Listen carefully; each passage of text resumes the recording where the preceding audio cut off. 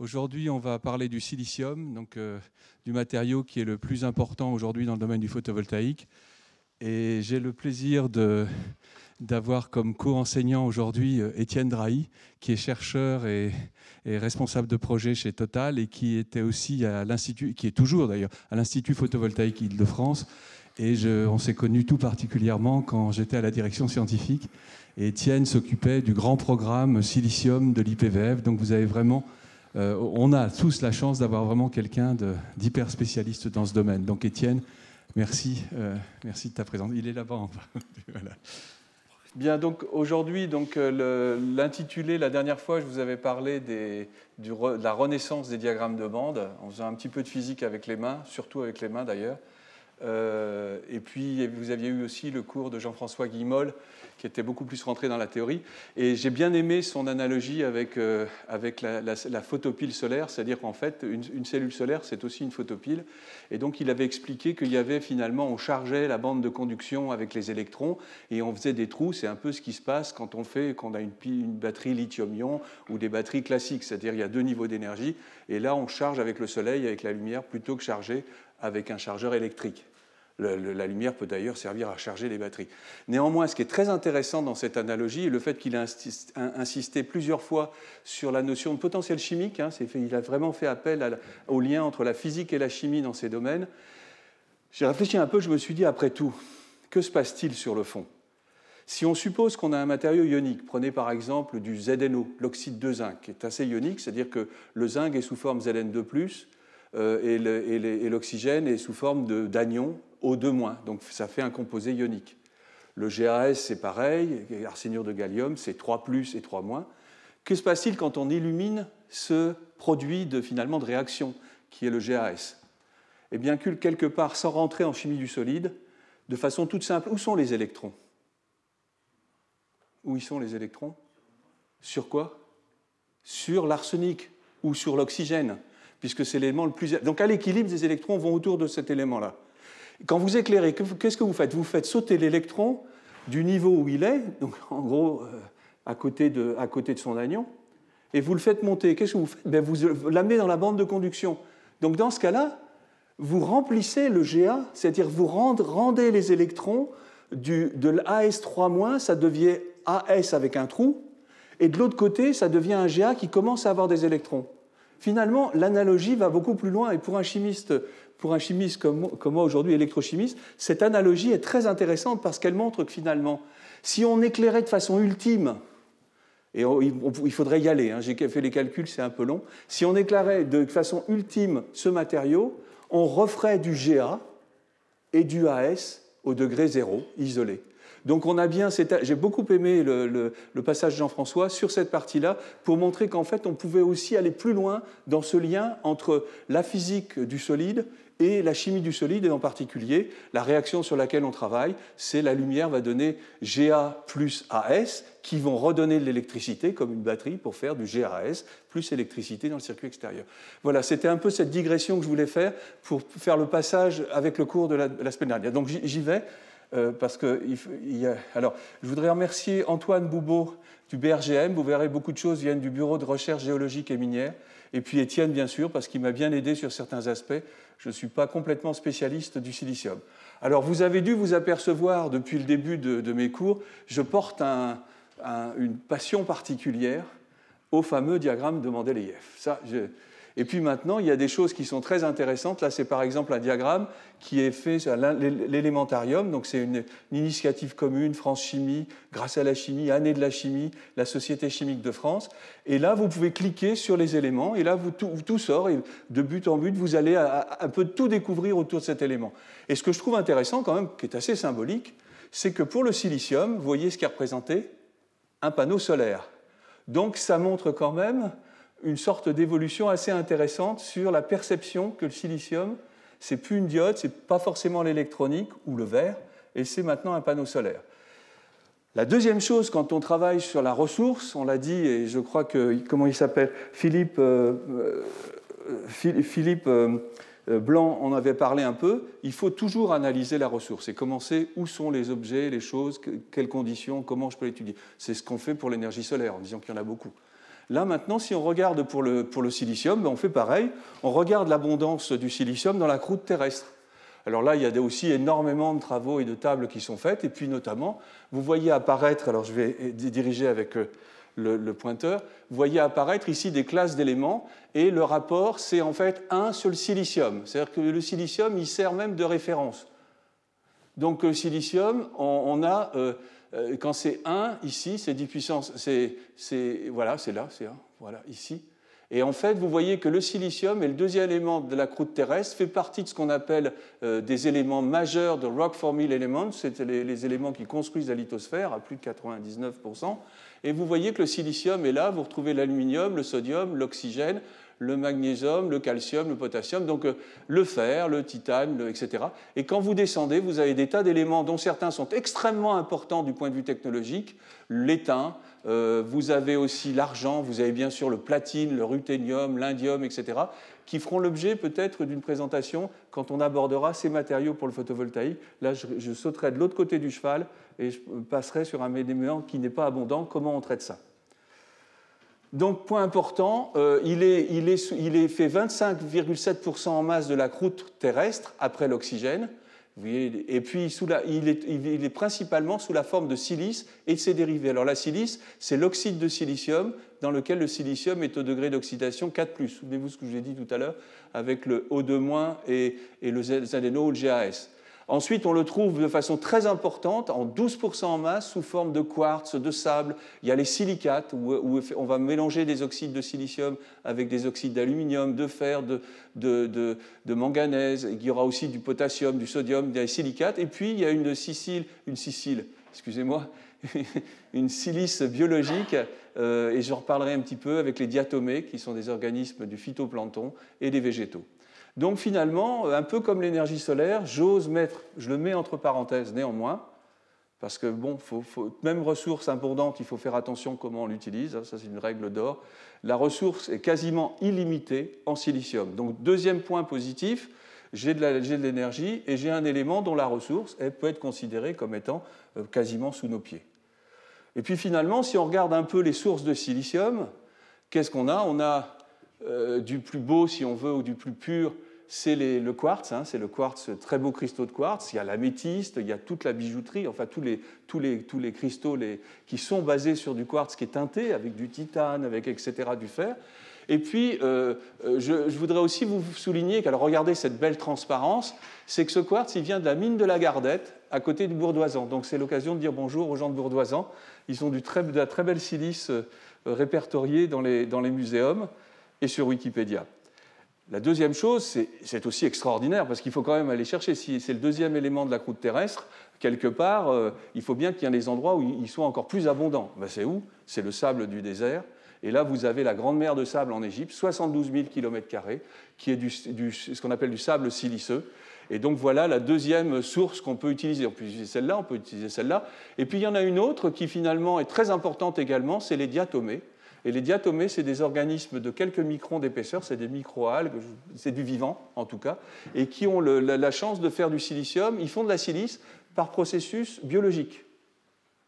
Et donc en fait, ils sont en train de construire un exosquelette avec de la silice, avec des formes magnifiques, extraordinaires. Et là, vous avez une silice qui finalement est purifiée.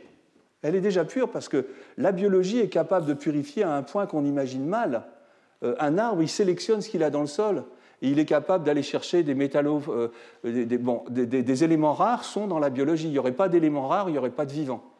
Donc en fait, ici, on est capable de faire de la silice, et je voudrais par cette occasion également rendre hommage aussi à tout ce domaine qui est autour de ces matériaux formés dans des liquides qu'on appelle la chimie douce, et en particulier toute l'école Clément Sanchez, Jacques Livage, etc., qui ont été beaucoup des inspirateurs dans mon propre travail, mais je voudrais leur rendre hommage. Et puis enfin, où est-ce qu'on peut trouver aussi de la silice ? Dans les organismes, dans les plantes.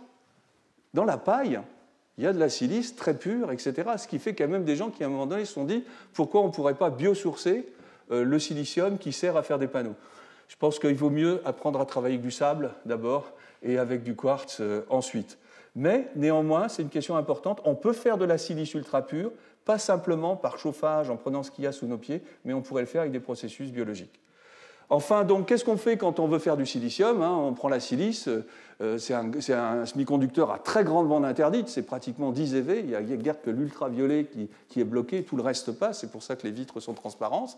Et finalement, on lui enlève l'oxygène et on lui redonne les électrons. Qu'est-ce qu'on fait? On va passer d'un silicium 4+, à un silicium qu'on appelle 0, et puis regardez ce que ça donne. Ça fait des cailloux.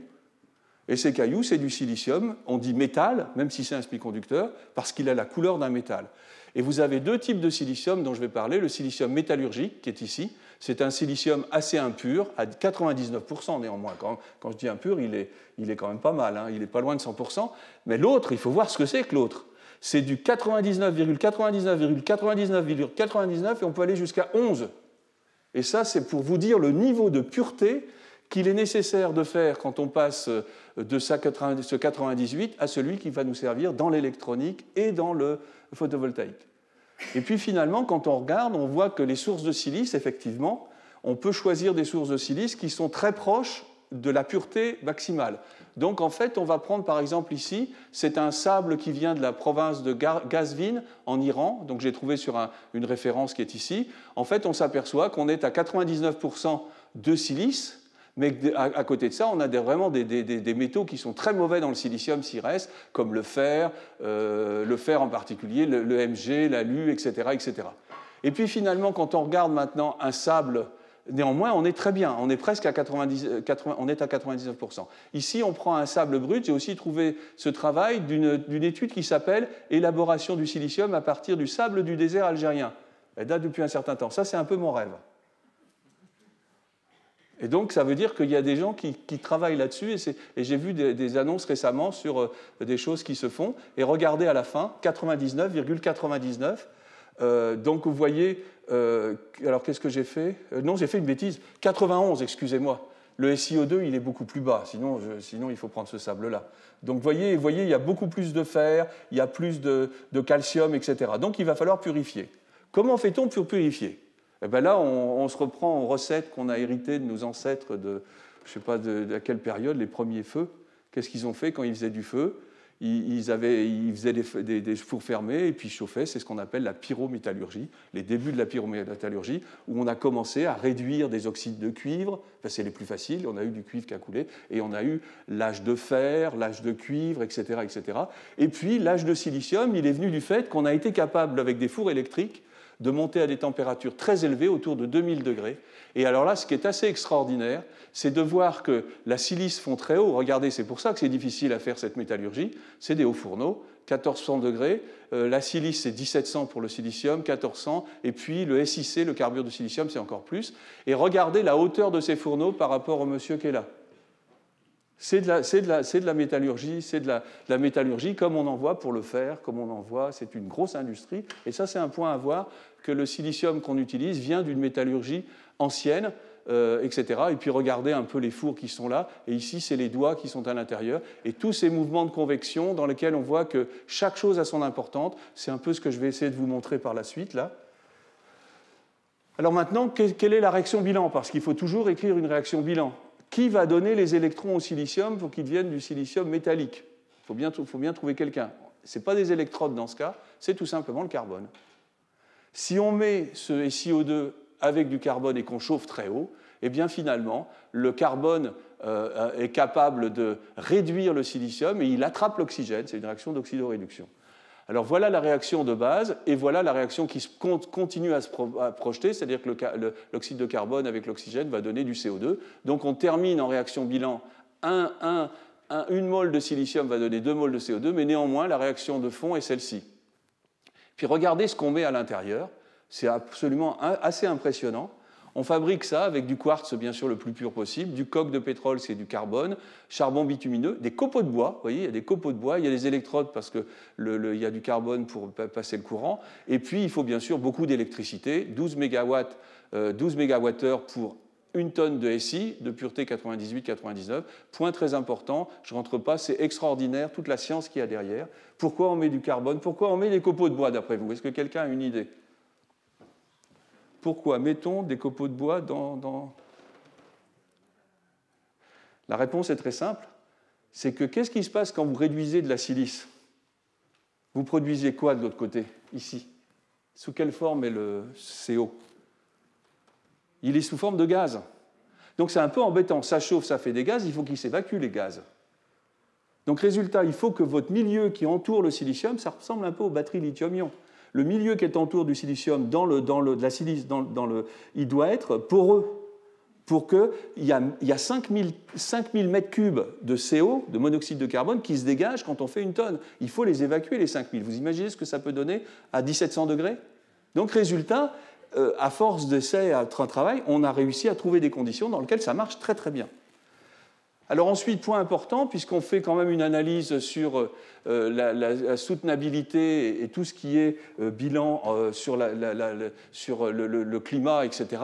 Une tonne de silicium, ça fait 5 mètres cubes de CO, et à la fin, ça fait en gros entre 3 et 4 tonnes de CO2.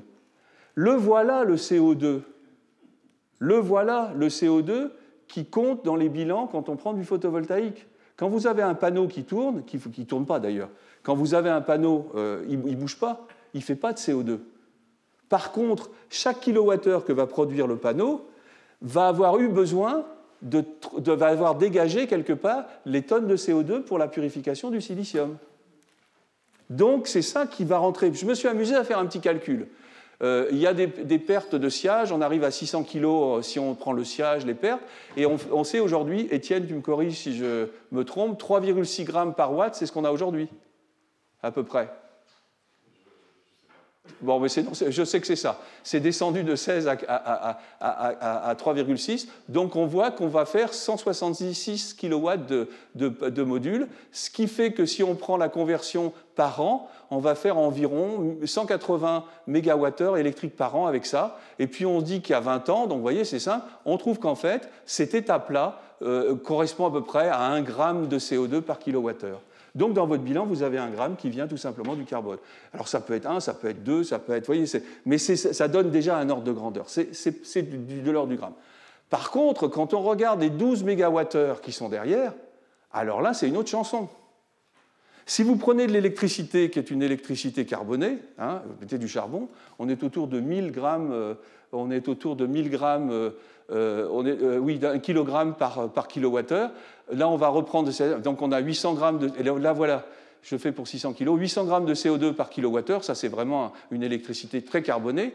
Donc 9,6 tonnes de CO2, vous voyez, c'est quand même, ça joue un rôle. Et en fait, ça, quand on le ramène, ça fait, entre guillemets, que 2,6 grammes par kilowattheure pour cette étape. Donc vous avez déjà, vous commencez à additionner, et puis à la fin, on fera les comptes pour savoir combien, sur un panneau, combien ça fait. Je peux vous dire tout de suite, ça va monter autour d'entre 20 et 40 grammes par kilowattheure formé. Donc voilà, on a encore un peu de marge. Très important, c'est que, ce qui est important, c'est que si on additionne, ça fait 3,5 grammes si c'est du charbon, par exemple, ou approche.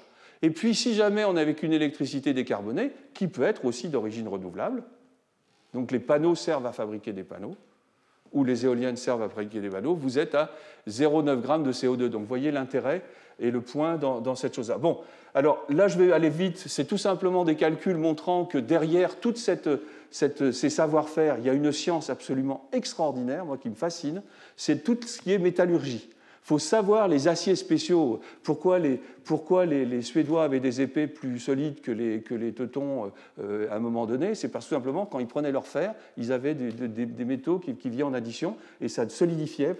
Donc en fait, la métallurgie, c'est quelque chose d'extraordinaire. Et en fait, on voit qu'il y a des diagrammes qui sont calculés. Vous voyez que par exemple, le SiO2 et le SiC, si on veut contrôler la formation de silicium, eh bien, il faut très très bien contrôler la pression partielle de CO et la pression partielle de CO2. En fait, le silicium, il se balade là, mais si on décale un peu, on va faire du carbure de silicium ou on ne refera pas de SiO2. Donc c'est très important. Et puis là, c'est des diagrammes qu'on appelle d'Ellingham qui montrent qu'il faut chauffer très fort jusqu'à 1700 degrés pour que la réaction se déplace dans le sens de la réduction. Ces diagrammes peuvent être généralisés, hein, on trouve des choses sur tous les métaux. On a beaucoup de chance avec le carbone. Regardez le carbone, finalement, le carbone facilite la réaction à cause de son énergie libre, etc. Et les autres, et ils finissent toujours par croiser les autres. Vous voyez, le SiO2 est ici, donc il faut aller très haut. Regardez l'argent, il suffit de presque rien. parce que lui, il s'enlève facilement. Vous voyez, on va retrouver la métallurgie du fer, la métallurgie du cuivre, etc., etc.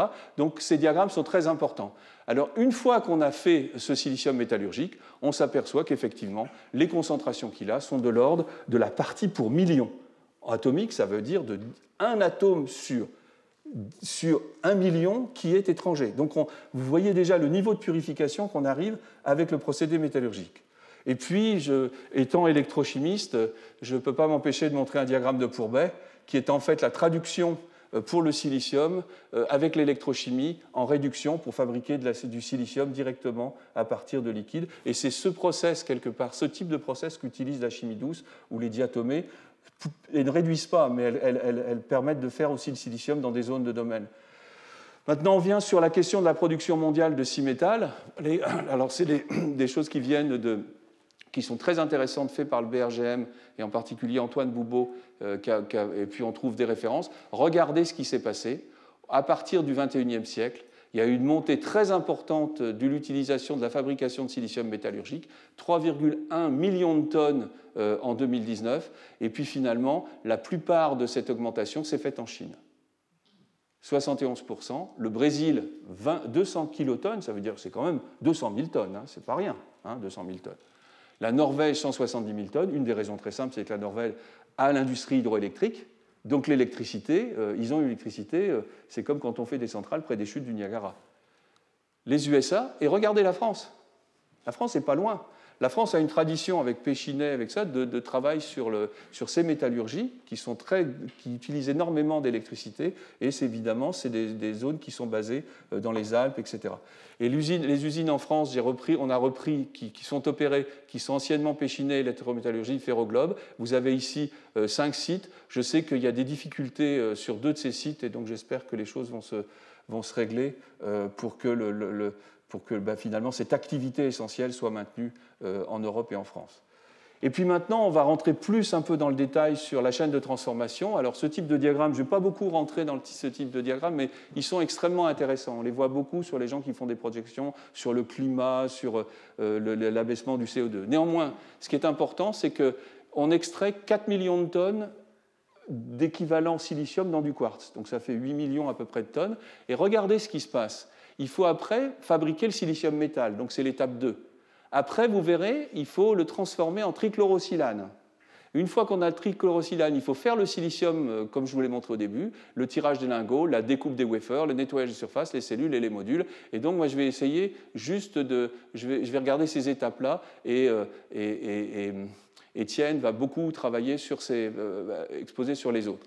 Donc, ce qui est très important, c'est que des 4 millions de tonnes initiales, on sort 3,1 millions de tonnes de silicium, 644 en étape 3 qui vont être formés du trichlorosilane. Alors, une bonne partie part pour les silicones, qui sont du silicium avec de l'organique, tout simplement la silicone que vous mettez dans les salles de bain.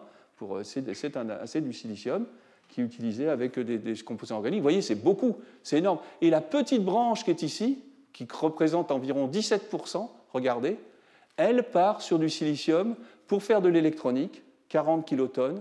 Le solaire polycristallin, le solaire mono, ça donne 479 kilotonnes. Et aujourd'hui, 15% environ, jusqu'à 18%, de ce silicium métallurgique ici est destiné au solaire. Et donc le solaire en 7, alors je suis allé à la fin ici, en fait, le nombre de tonnes a diminué, tout simplement parce qu'il y a des pertes à la découpe. On découpe avec des scies à fil, donc on les réinjecte, mais il y a un circuit assez vertueux ici, où on réinjecte les paires de découpe dans le circuit ici, pour rattraper. Donc, vous voyez les branches. Vous aurez les transparents, normalement, une semaine après, vous les avez sur le site. Voilà, et puis les échanges, je vais aller très vite. Les échanges, ça c'est aussi des échanges, les échanges mondiaux, etc. Et puis, quand on regarde la situation en Europe, on regarde en 2020, on se rend compte que finalement, l'Europe, c'est compliqué. Il n'y a pratiquement plus d'industrie. Alors ça, c'est la fabrication de... Où est-ce qu'il est, là-haut, métallurgie grade. Donc c'est le rouge, vous voyez, il y a quelques zones où on fait de métallurgie grade. Il faudrait rajouter aussi en France un petit peu. Et puis la fabrication de polyessie, vous voyez, presque plus rien. Il y a en Allemagne. Et puis en fait, il n'y a pas très peu de fabrication intégrée, lingots, modules, et en fait, en particulier autour de photowatts ici. Donc c'est quelque chose qui est... L'industrie existe, elle couvre la chaîne de valeur, mais elle est quand même un peu... il y a une réflexion à avoir sur ces questions-là. Et puis, il y a une initiative pour justement développer cette industrie, c'est de fabriquer, de faire en sorte d'aller vers des grandes usines, d'aller autour de 10 gigawatts qu'on appelle Green Fab. Donc ça, c'est des projets, vous voyez les soutiens qu'il peut y avoir. Et en fait, on voit aujourd'hui que des projets sont en train de se faire dans le cadre de la réindustrialisation, avec par exemple un projet Meyer-Burger en Suisse de 5 gigawatts. Je sais qu'il y en a en Espagne. Je sais qu'en Italie, entre Enel, le CEA, etc., il y a des technologies hétérojonction. Mais peut-être que vous poserez avec Étienne après. Voilà, donc, alors là, maintenant, si on regarde ce qui se passe actuellement, c'est l'explosion au niveau...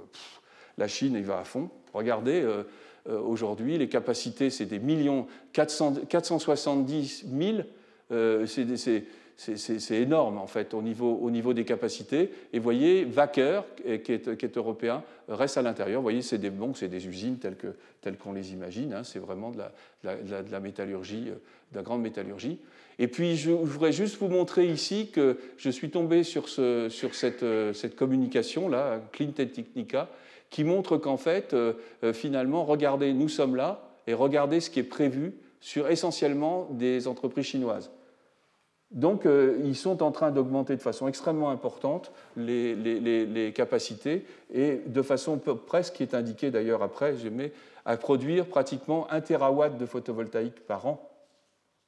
Et aujourd'hui, à 900, ils disent que si on les utilise à moitié, ou etc., c'est 900 gigawatts. Donc, c'est pour vous donner cet effet de croissance du photovoltaïque qui est en train de se mettre en place. Donc, je vais regarder, en faisant attention au temps, je vais regarder les chaînes de transformation. Cette fois-ci, je vais rentrer dans les détails un peu à la loupe sur les étapes 3 et 4, trichlorosilane et polysilicium.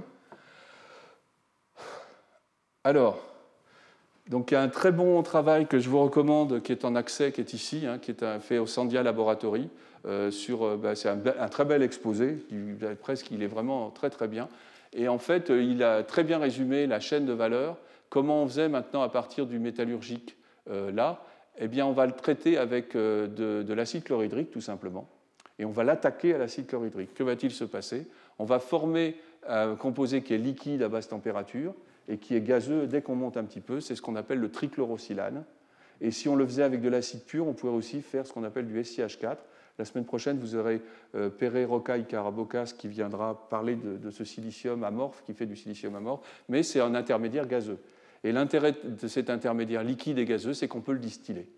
Et bingo, on va pouvoir faire de la distillation. Et la distillation, c'est aussi un procédé de la nuit des temps. Voilà, on aime bien le cognac, on aime bien ou autre chose, ou des parfums qui sont faits par la distillation, et c'est très puissant pour sélectionner. Et ensuite, ici, en fait, il y a un raffinage, et après, vous avez une cloche qui est impressionnante ici, où on redépose le silicium, et à ce moment-là, on retrouve du silicium extrêmement pur. Et ça, c'est le procédé Wacker dont je vous ai parlé, la grosse usine que je vous ai montrée en Europe, c'est eux. Donc, en fait, on va pouvoir produire donc, toutes ces choses-là, et on va produire du photovoltaïque. Alors, SOG, c'est Solar Grade, donc avec une pureté qui est grande, d'autant plus grande que c'est du monocristal. Et puis, vous avez aussi tout celui qui sert pour l'électronique, qui, lui, a une pureté de 9 à 11 N, donc 11,9, et qui, lui, est tiré par la méthode Shrokalski. Et donc, voilà. Et donc, j'ai aussi retrouvé les données dans cette publication. Ils citent cette valeur, il faudrait que je la vérifie bien, 70 MWh à 120 MWh pour produire une tonne de silicium. Et voilà. Et on revient à de l'électricité, et on se dit, bingo, cette électricité, qu'est-ce qui se passe si elle est carbonée ou si elle ne l'est pas? Donc on commence à voir des choses ici, et on se rend compte que si on est avec une électricité très carbonée, on est à 15-25 grammes de CO2 par kilowattheure, donc on commence à venir vers les 20-30, vous voyez, hein, ce que je vous disais. On voit commencer. Par contre, si votre électricité est décarbonée, ça c'est un poste qui tombe à zéro, vous n'avez pas besoin de carbone.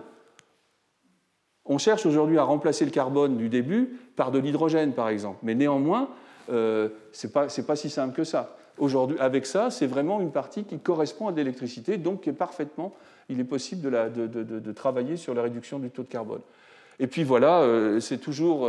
alors comment on fait? Tout simplement, à 300 degrés en lit fluidisé, c'est des petites billettes, le lit fluidisé, c'est des petites billettes de silicium qu'on met, et puis on met des catalyseurs, et il y a un rendement de 90%. Et donc voilà la petite manip de labo qui est montrée.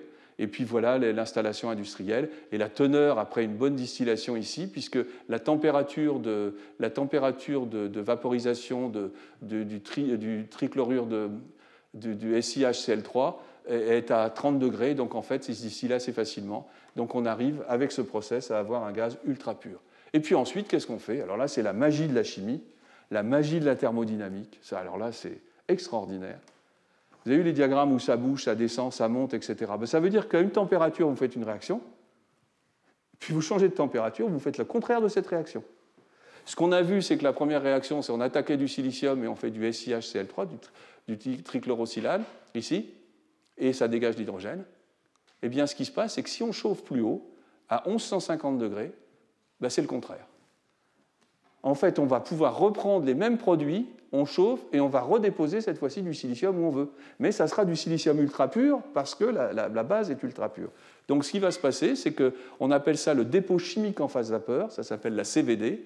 Les vitesses de dépôt sont lentes, mais ce qu'on a, c'est des grands réacteurs dans lesquels on va pouvoir condenser. Vous voyez, c'est des barres de silicium qui font plusieurs mètres de haut, et puis on va chauffer, et on va déposer sur ces barres le matériau, ce qu'on appelle le polysilicium. Donc ça, c'était les CAP4. Alors ça donne des choses étonnantes. Voilà un peu, encore une fois, le type d'appareillage. Les barres avant, vous voyez, c'est tout fin, et regardez à la fin, ils le laissent pendant plusieurs semaines, et à la fin, ils récupèrent. Ils n'ont plus qu'à casser les bouts, et ils récupèrent le silicium de cette façon. Donc voilà un peu le secret, entre guillemets. Il est connu des spécialistes, mais c'est important de voir cette approche-là. Alors, la question qu'on peut se poser, ça c'est des procédés qui datent depuis longtemps, est-ce qu'on peut faire des innovations? Est-ce qu'il y a d'autres procédés? Est-ce qu'il y a des innovations? Est-ce qu'on ne pourrait pas éviter, purifier par une autre méthode que la distillation, l'attaque, etc. On peut se dire, on a quand même du silicium, il est à 98-99%, c'est quand même dommage d'aller le réattaquer, etc. Bon, c'est quand même cette méthode qui fonctionne. Néanmoins, on se dit, il y a peut-être une course aux idées pour dire qu'est-ce qu'on peut faire de différent. Est-ce qu'on ne pourrait pas partir de silicium métallurgique? Et là, je vais vous prendre un exemple d'innovation qui est un peu, alors je ne sais pas exactement si elle est née en France ou au Japon, etc., mais la France était très important. C'est un procédé qu'on a appelé silicium métallurgique photosile. Puis on s'est dit, finalement, on pourrait éventuellement utiliser, on va faire fondre le silicium métallurgique et on va le faire réagir avec un plasma. Et le plasma, il a une possibilité d'évacuer, d'extraire les impuretés parce qu'elles viennent se mettre en surface. On appelle ça un laitier. Et on peut, donc tout ça, c'est de la métallurgie. Mais voyez, le truc intéressant, c'est que cette fois-ci, on ne repasse plus par le trichlorosilane. On fait un procédé direct. Et effectivement, il y a eu tout un travail qui a été fait, qui a été mené en particulier, c'est l'occasion de le saluer avec son équipe, Jacques Amouroux, à l'école de chimie, mais aussi à l'INES, à Photowatt, etc. C'est une longue histoire. J'ai connu ça il y a quelques années. On s'était passionné pour cette chose-là. Et puis voilà des réacteurs qui ont été faits. Et donc, ça a été au niveau industriel. Après ce procédé est en train de... Je ne sais pas quel est son niveau actuel au niveau innovation, mais voilà un procédé qui montre qu'on peut faire autre chose. Alors, je vous recommande d'aller regarder le film Superphoton pour Maxiwatt, où on avait fait une visite des installations en 2009. Vous voyez, donc ça date un peu. Puis sinon, il y a un bon article de Christian Tracy qui s'est occupé de ça et qui est sur le site des Reflets de la physique, du journal de la Société française de physique. Et puis finalement, on va regarder le tirage des lingots, donc on fait en franci. Et voilà ce qu'on fait pour faire du monocristal. On n'utilise pas, donc on fait fondre, et puis ensuite on prend un germe et on tourne, et on monte, et on monte, et on monte. Mais on le fait tellement lentement que finalement, il sort sous forme de monocristal. Et regardez, ça donne, alors c'est très haute température, mais ça donne des magnifiques cristaux. Maintenant, on fait des monocristaux qui font presque 2 mètres de long, 30 cm de diamètre, etc. Il y a une science du monocristal. Et puis ce qui est intéressant, c'est qu'il y a un effet de purification supplémentaire parce que les impuretés n'entrent pas facilement dans une phase cristalline, ce qu'on appelle un coefficient de partage. Et ça, c'est des choses qui sont très importantes. C'est que c'est difficile de rentrer des impuretés dans de la glace, parce que la glace rejette, quand elle pousse, elle rejette les impuretés. Et puis finalement, la méthode qui est la plus intéressante du point de vue coût, c'est le tirage de lingots polycristallins. Donc ça, c'est effectivement quelque chose que vous retrouverez sur ce film. On part des petits cailloux qu'on a cassés de silicium métallurgique. On fait des lingots qui aujourd'hui peuvent aller jusqu'à 1 tonne. Ils sont découpés. Et puis ensuite, voilà la plaquette à la fin du process 7, c'est-à-dire après les traitements de surface. Il faut que je fasse extrêmement attention au temps. Voilà. Voilà, et puis, alors, on peut se dire, est-ce qu'il y a d'autres innovations qu'on pourrait faire? Alors, vous avez vu, il y a des gens, ils font des cristaux magnifiques, ils sont très bien, mais quelque part, c'est assez coûteux le procédé, est-ce qu'on pourrait le changer? Puis il y a d'autres à côté qui sont capables de faire du cast et ils mettent toutes les granules de silicium dans un grand bac, ils chauffent à 1400-1500 degrés et ils laissent refroidir progressivement et ils peuvent reconstruire à ce moment-là une espèce de gros lingot de silicium polycristallin. C'est ça son défaut. L'idée, c'est de se dire, est-ce qu'on ne peut pas marier les deux mondes? Eh bien, c'est ce qui est fait avec la technologie de ce qu'on appelle monolike ou quasi-mono. En fait, on va décorer le bas de la cuve de cristallisation avec des plaquettes, des germes de silicium monocristallin. On va les décorer. Et on va remonter, on va mettre le bain fondu et on va le remonter très lentement en température. Que va-t-il se passer d'après vous? Eh bien, ça va solidifier, un peu comme les marais salants. Et en fait, on va faire pousser le matériau ici en épitaxie, c'est-à-dire qu'il va venir pousser et il répliquera la forme qui est dessous. Donc en fait, on commence à pouvoir faire quelque chose qui ressemble à un monocristal avec une méthode qui est celle de polycristal. Donc on associe une réduction des coûts et potentiellement un saut en qualité. Et effectivement, quand on regarde les matériaux qui sont faits, vous voyez, ça c'est le polycristal, c'est ce qui se passe quand ça pousse tout seul. Et quand vous le faites pousser sur ça, vous avez quelque chose qui peut être un monocristal. Et actuellement, le monocristal est en train de se développer, en particulier ECM à Grenoble, Photowatt. D'après ce que j'ai lu, c'est 2% du marché. Et alors, par contre, voilà, arrivée du chinois GCL en 2018. Donc, voilà, il n'est pas impossible que ce soit effectivement quelque chose qui soit développé. Donc là, voilà, vous avez aussi la vraie vie de ce domaine. Et puis, enfin, je vais terminer avec alors pourquoi est-ce que j'ai ça là? Je pense que j'ai peut-être fait une bêtise. Oui, alors, si, c'est ça. Je n'ai pas mis un transparent de jonction comme je fais souvent. En fait, maintenant, on va se poser la question de la globalité. Je vous ai donné 2 étapes où j'ai décomposé quelque part. On est capable de comprendre d'où vient le CO2. Avec les étapes 1 à 3, on peut rajouter, vous voyez, je vous ai donné. Néanmoins, quand un matériau est fait, il n'y a pas que simplement le matériau. Il y a l'aluminium des cadres, il y a le verre, il y a le transport, il y a tout ça. Et ça, c'est ce qu'on appelle des analyses de cycle de vie. C'est-à-dire qu'on va essayer de reprendre l'ensemble de la technologie. Par exemple, on peut se dire, quel est le bilan carbone? Alors, il y a des gens qui ont fait ça très bien. Cette montre, pour la faire, combien de CO2 a été dégagé? Combien de litres d'eau on a utilisé? Combien de gaz un peu toxiques on a renvoyé? Et donc ça, c'est ce qu'on appelle l'analyse de cycle de vie. Et ce qui est important de le faire, c'est de le faire cette fois-ci avec toutes les composantes. Donc il va falloir tout décomposer. Et il y a un article assez intéressant, je n'ai pas complètement lu, mais qui est voilà, A Comparative Life Cycle Assessment of Silicon Technology, Impact of Module Design, Manufacturing, Location and Inventory. Et c'est vraiment une étude très complète en 2021, donc faite au Fraunhofer en Allemagne, qui, elles, voyez, regardez ce qu'ils prennent en compte. Ils vont jusqu'à la fin, ils incluent le transport, le mix électrique, la chaleur, etc. Et vous retrouvez toutes les étapes dont je vous ai parlé, avec certaines d'entre elles aussi que prend en compte Étienne, et qui sont sur la cellule. Et vous voyez qu'ensuite, il manque ici ce qu'on appelle le BOS, c'est le Balance of System. C'est-à-dire qu'un module, il ne fonctionne pas tout seul. Vous pouvez prendre un module, il faut le mettre sur des cadres, il faut lui mettre des onduleurs, etc. Et on appelle ça le système complet. Et la balance of system, ça veut dire qu'est-ce qui est nécessaire pour compléter, pour arriver à un système qui fonctionne. Et donc vous avez ensuite, et puis end of life, vous voyez, end of life, c'est le recyclage. Donc voilà ce type d'études. J'avais commencé à mettre des tableaux qui étaient à l'intérieur, mais ce qui est extrêmement intéressant, c'est que de façon, avec une démarche très rigoureuse, enfin une démarche suivie, ils arrivent à faire des indicateurs, vous voyez, climate change, ozone déplétion, etc. Donc vous voyez le nombre de critères sur lesquels ils travaillent, et ils travaillent en fonction de la nature, de l'endroit où c'est produit, etc. Ils considèrent la Chine, ils considèrent l'Europe, etc. Ils considèrent aussi des modules vert-vert, c'est-à-dire qu'il y en a devant et à l'arrière. Et ça, c'est des choses qui sont importantes pour la chose. Alors, voilà la situation en termes de bilan carbone de leur figure 7, je crois.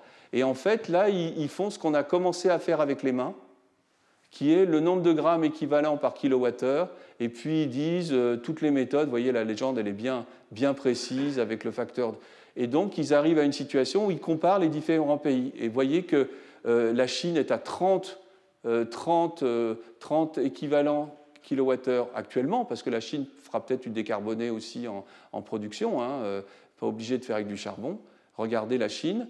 Et puis, vous regardez, eh bien, si on descend au niveau de l'Europe, on trouve de l'ordre de 13. Maintenant, dans la littérature, ce que vous trouvez, ce qui est accepté, c'est autour de 20 jusqu'à 42. Bien sûr, ça dépend de la localisation. Quand vous avez un panneau solaire qui fonctionne dans des endroits où il y a moins de soleil, c'est évident qu'il produit moins d'énergie, donc son bilan carbone sur 20 ans est plus faible. Donc tout ça, c'est à voir, mais c'est pour vous donner un peu qu'avec les mains, on retrouve un peu ce que je vous ai donné, et ça rajoute des composantes, mais c'est pas... Voilà, et ça, c'est quelque chose qui fait l'objet d'études approfondies. Et il y en a énormément d'articles. Hein. Si vous tapez Life Cycle Analysis, il y en a plein. Alors, on peut s'intéresser à autre chose que le silicium, et on le verra pour l'indium dans le prochain cours probablement. Mais en fait, quand vous avez un cellule solaire, vous avez aussi de l'argent, vous avez du bismuth, un peu d'indium. Donc en fait, ça, c'est des éléments qui comptent. Le silicium est abondant, mais si vous lui mettez dessus quelque chose qui l'est moins, il va falloir faire l'analyse de cycle-vie de l'ensemble de la chaîne et des composants. Donc voilà un type d'études qu'on a qui sont très intéressantes aussi. Ça, c'est des études qui sont récentes, hein, 2021. Et puis enfin, le recyclage. Alors le cyclage, c'est important. Je me suis exprimé récemment en disant que le cyclage, qu'est-ce que c'est un panneau solaire? C'est des plaques de verre avec du silicium qui est la base de la silice, et puis une feuille derrière comment dire, une feuille de plastique ou un autre truc de verre. Donc leur recyclage ne pose pas plus de problèmes. Pensez que l'industrie du verre de vitre et des doubles vitrages est bien supérieure, c'est des millions de tonnes, 120 millions de tonnes, je crois, de production de verre. Vous voyez que l'industrie du solaire, elle est encore bien loin de l'industrie du verre, d'un certain point de vue. Donc, mais le recyclage ne pose pas plus de problèmes. Par contre, il faut s'en donner les moyens. Et il y a aujourd'hui des initiatives et des groupes, des clubs qu'on fait, je prends PV Cycle ici, qui travaillent sur les recyclages de tout le PV Cycle. En France, il s'est transformé, PV Cycle France est devenu Soren, et là, vous pouvez y aller, vous verrez un peu les procédures qui sont mises et tout, pour recycler non seulement la matière, pas simplement en la broyant, mais de récupérer le cuivre, de récupérer l'argent et de récupérer le silicium. Parce que si vous récupérez les plaquettes de silicium, vous économisez le CO2 qu'il a fallu faire pour le préparer, vous les grattez et vous les remettez dans le bain à l'étape 2 ou 3. Et puis aussi, donc je remercie également ce type d'études qu'on fait à l'IPVF aujourd'hui, avec en particulier la division Total Énergie, notamment sur les end of life. Donc en fait, là, on travaille on travaille sur la génération suivante, qui est les tandems silicium-perovskite. Vous voyez que la recherche est très active, et c'est quelque chose, un travail qui date de novembre 2021. Et puis enfin, ça vient juste de sortir, je l'ai eu hier, vous voyez, en faisant un petit peu la veille, j'ai lu hier, regardez, c'est un PV Magazine, c'est un des plus grands journaux du domaine du point de vue professionnel. Acteur de la semaine, Rothschild Solar lance l'industrie de réalisation de technologie de recyclage. C'est une industrie en France. En fait, il y a déjà un pôle très fort qui est en train de se mettre en place avec Veolia à Rousset, qui récupère les panneaux et qui commence à retravailler sur leur recyclage. Mais c'est pour vous montrer que ce domaine du recyclage et tout, qui va être de plus en plus important, est en fait actuellement en train d'être pris en compte. Et il y a de l'innovation potentiellement à faire dedans. Voilà. Et puis le dernier point, c'est mon dernier transparent, c'est en fait, moi j'ai lu des livres où j'ai entendu, et j'en parle un peu là, où on présente le silicium comme étant un élément rare. Je ne sais pas si vous avez déjà entendu ça. Voilà, on dit c'est un élément rare, etc. Vous faites une discussion sur le solaire, très souvent, vous aurez avec des amis, des proches, etc. Ils vont dire, mais attendez, on ne sait pas recycler, et puis c'est rare. Et donc, en fait, donc, je prends le livre de Anne Lauvergeon ou le livre de Guillaume Pitron, qui sont très bien. Le livre sur les métaux rares, ça existe et il faut se préoccuper, mais néanmoins, on ne peut pas dire que le silicium est rare. C'est la première chose. Mais c'est quand même un matériau critique. Abondant ne veut pas dire qu'il n'est pas critique.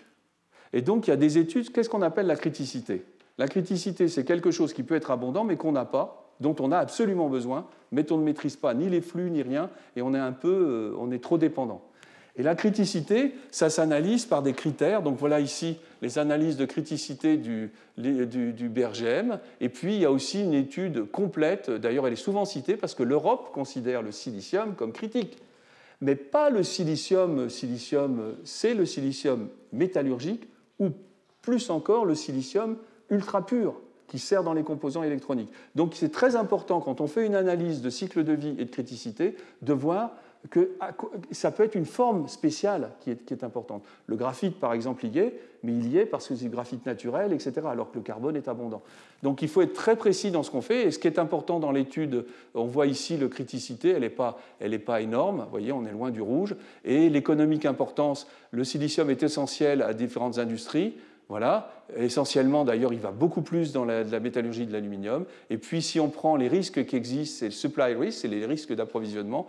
La France a assez de ressources de quartz de haute pureté. Il y a un leader global, donc on en a un petit peu parlé. Et puis le warning un petit peu, c'est le point d'attention, du silicium solaire et électronique ne sont pas produits en France. Donc il y a quand même, vous voyez, et on retrouve cette notion de comment on fait en Europe pour garder un peu ce niveau de compétence dans l'industrie. Voilà, j'ai terminé, j'étais un tout petit peu long. Je vous remercie beaucoup pour votre attention. Gardez quelques questions pour la fin si vous voulez, après que Étienne soit passé. Merci.